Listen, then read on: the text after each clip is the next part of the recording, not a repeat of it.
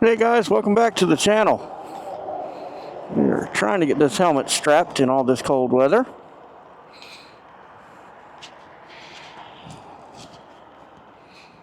There we go. Get that under my chin here. I made it up to the gas station. I have so much gear on. And then I realized, hey, none of my stuff is sitting the way I need it to sit.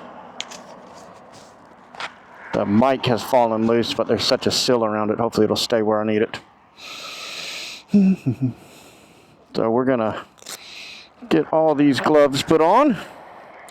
So why am I on the Harley bundled up on a cold December day, getting ready to go take care of run an errand? And the bike needs gas, but this gas station has no premium, so we can't put that in there. Well, I was working on the Infinity, and it needs, we're doing wheel bearing on one side, and the more I thought about it, the more I was like, I should just go ahead while I got it in the air and get the part for the other side and do the wheel bearing on that side as well. So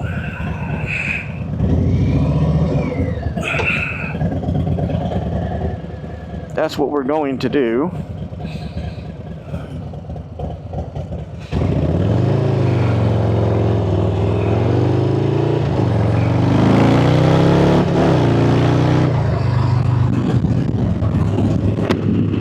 So that's what we're going to do. We're going to head up here. We're going to get gas for the bike because it needs gas badly.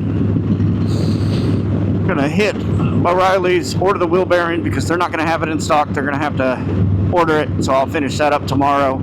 Get back to the house, finish the wheel bearing on the driver's side of the car, finish the oil change, the rear diff fluid, transmission fluid for the transmission should show up tomorrow, and then I'll be able to finish that up tomorrow and actually go do some grocery shopping.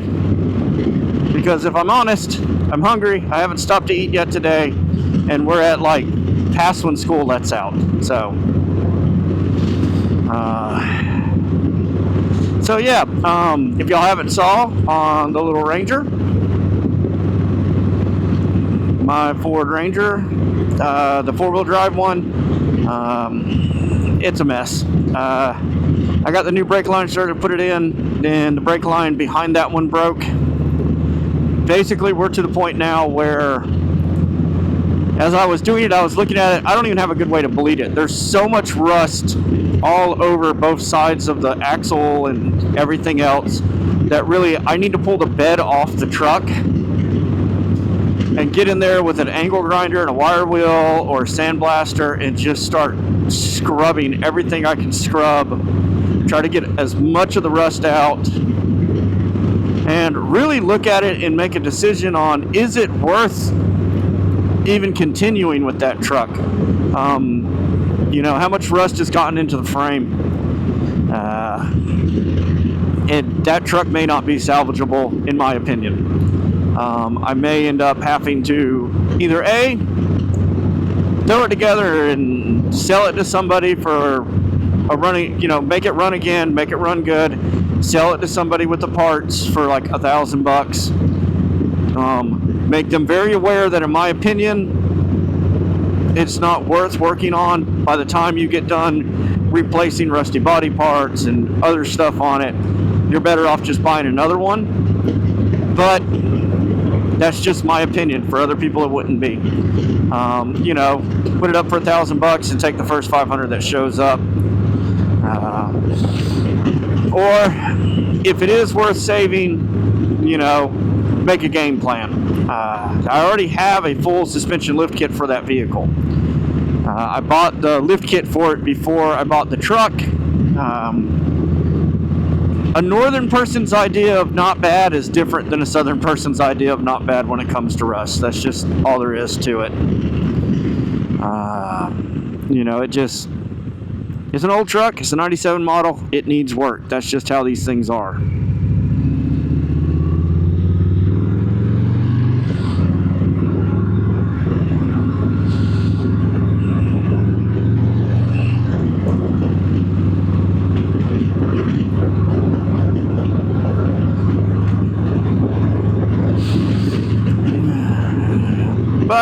I'll keep plugging away at it. I'll keep making it work. You know, the Infinity has more stuff that I'm supposed to be doing on it. It's just part of having these vehicles, sadly. And yes, I make enough money. I could go and sell all the junk cars and buy another vehicle. The problem is every time I've done that, I've hated what I've ended up with. So, and vehicles I like now are like 6 figures. I've been on this rant before a few times because it really frustrates me. You know, in my opinion, to get something that's cool, you're going to spend 80 grand. You know, oh, well, you can get the Mustang at this. Yeah, it's a Mustang. If it doesn't have a Shelby badge, I'm not interested in it. You know, the Corvette is, yeah, the Corvette is an overpriced Fiero, and I hate the owners. And I was a Corvette guy for a long time. So I'm sure that pisses a lot of people off, but you can thank the dealerships and you can thank the owners of those cars now. Because I went to buy one. That's how I ended up with my Infinity in a Harley. I went to buy one, and they had just come out. They've been out for a little bit. They hadn't just come out, but they've been out long enough. And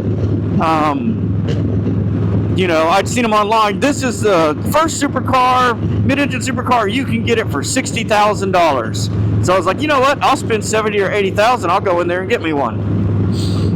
You know, I go in there and I look at the markup. They had a $40,000 markup on a base Corvette. It was $90,000 for a base car that had an MSRP of $57,000. Like, you know, it was 90 and some change.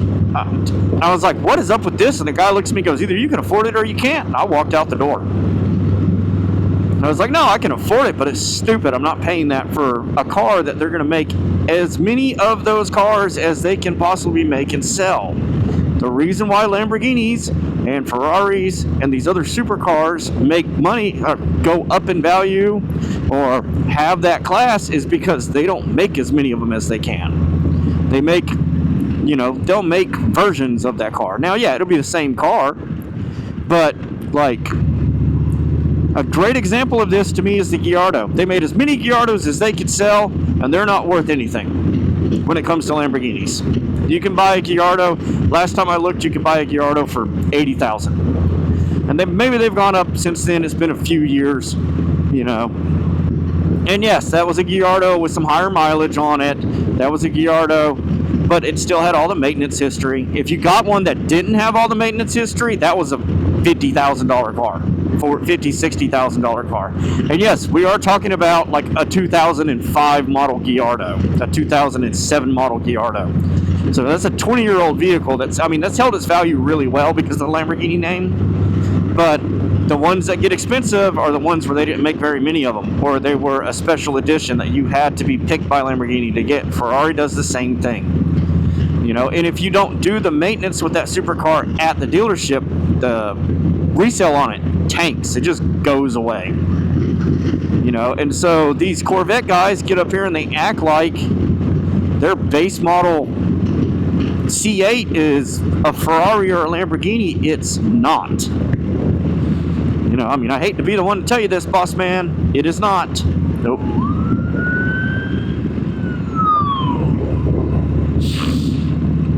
You know, that base model C8 is a base model C8 that blue booked at whatever it blue booked at, $60K. And, you know, probably less than that if it's one of the first few generations before GM went, maybe we should raise the price on these because everybody else is making more money. You know, so it just, you know, then I'm going around and these guys at Corvette meets acting like it's this thing. I'm like, yeah, cool. It's a mid-engine Corvette. I've had Corvettes since I was 18. If I was going to buy a Corvette now,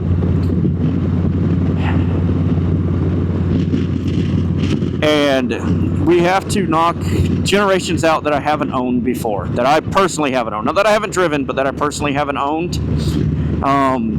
That would leave us the C6, C7, and C8s. Because I've had, and C1s, C2s. So I've had C3s, C4s, C5s. That's what I've had. So if we knock those out, obviously the C2 would be what if I'm going to spend $100,000+ on a Corvette, I'm going to get a C2 Corvette. That's what I'm going to get. And right now, I just would rather pay my house off. You know, it sucks to say this. It sucks to be here as a car guy going, what's out there that's cool? You know, well, the Supra. Yeah, okay. You know, it's a BMW.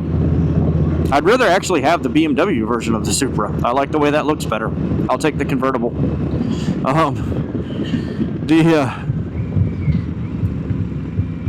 You know, so, I mean, that's what I'm trying to get at is, yeah, I could get rid of all these vehicles, but then I have a vehicle I'm making payments on that I don't like. And a lot of these cars, like, I'll say I don't want a Mustang unless I want the Shelby badge, but I don't want the GT 500. I like the GT 350, but that's still a ridiculously expensive car. And I really don't care much for the new Mustang. I like the older body style. I like the last generation body style better. You know, that's just me. It's my problems. But yeah, if you wonder why I don't just say screw it all, scrap everything, and go buy something new, they're too expensive. They're like super overpriced, too expensive. So, anyway, guys, that's my rant. We're pulling into the gas station now. So we're going to get gas put in this thing. You know, sorry I haven't been more fun on this, especially as of late. I've just got a lot of things I'm working on right now.